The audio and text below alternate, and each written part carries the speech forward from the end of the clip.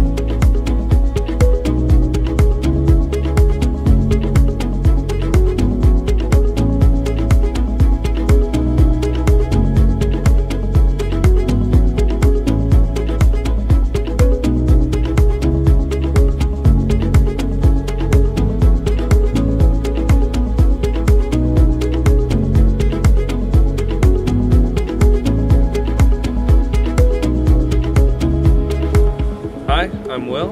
I'm Kiana, and this is our bus. And this week we have done a lot of progress.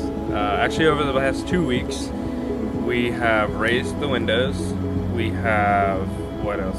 Put panels underneath the floor. For installation, and we'll show you what we mean by that. And we've done all the rotten metal, rust, everything is like out that was bad and replaced with new, fresh, good metal. So our bus is much stronger than it was 2 weeks ago. Lots of welding, lots of riveting. Yeah, lots of learning. And lots of silicone.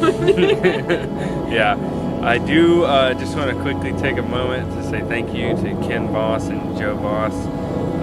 They helped us with this project by letting us basically do everything at their place and use their tools in his shop and his welder and teaching me how to weld better. And so thank you, Ken. And thank you, Joe, so much. I can't express it how much I really thank you. So thanks. Yeah, so let's talk about what we've done. We started with the windows at this level right here, and we raised them up 9 inches. And so at the bottom of the window, there was this gap, essentially. So we decided to put these aluminum panels in and then rivet them in place. Now Ken, in his past life, he was an airplane mechanic, and he knows all about rivet work. So he came up with this rivet pattern, and I gotta say, it looks really good. It's probably about 500 rivets total from this side and the other side. And it was a lot of work, definitely got the forearms going with the rivet gun. So the window used to sit down here on this bar with these rounded support pieces, these little brackets.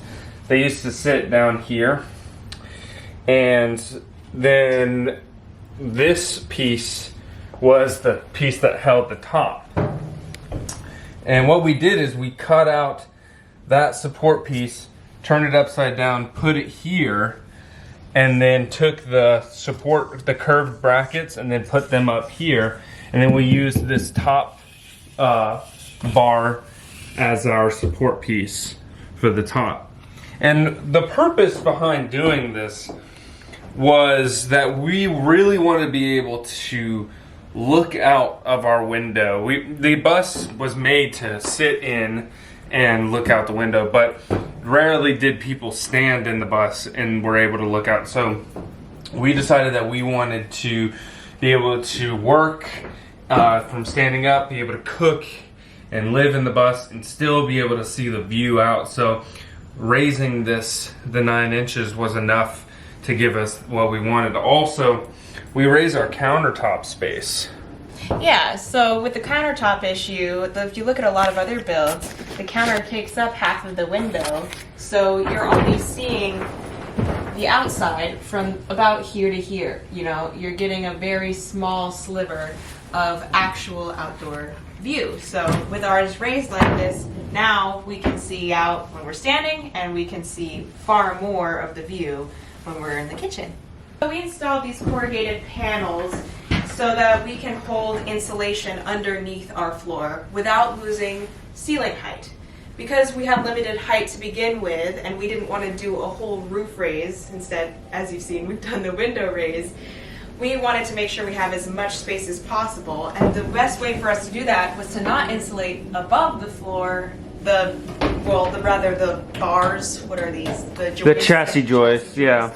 Yeah, we didn't want to insulate above that, which would take away headroom. We wanted to insulate below that, so that when we put the floor here, it starts here instead of way up here. Mm-hmm. My biggest happiness in this project was that now when you are outside of the bus, you can't really see up into, I mean, look how much taller the window is than I am. Even if I were to step back, I can kind of see the ceiling in the other side, but I can't really like come in here and look in. So it gives me a little bit more sense of security and privacy with the bus. And granted, once it's all said and done, we will have like curtains on the inside, individual curtains for each window. But anyways, and there's still a little bit of work that needs to be done here. We still need to kind of clean up some of the run over caulk,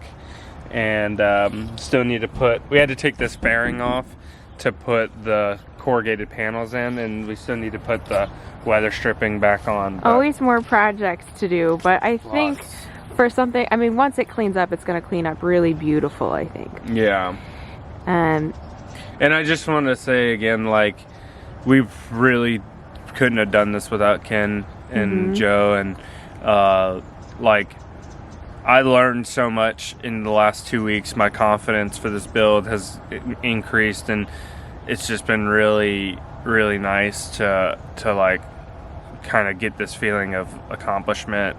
I mean, there's a lot that went into this, and you know, it might not seem that way on the surface, but there's definitely like some confidence building going on here for sure. Yeah, more projects to come, so stay tuned. If you guys like this kind of content in this video, give it a thumbs up. Consider subscribing to the channel. We'll be kind of updating as we go. The next project on our list is our solar components installation. We have lots of really interesting lithium batteries, and so a very powerful inverter, and lots of very interesting things to come with that solar installation. So we'll be making a video with that, with Phil and Crystal coming all the way out from Seattle to give us a hand with that. So yeah, stay tuned and see what's going on.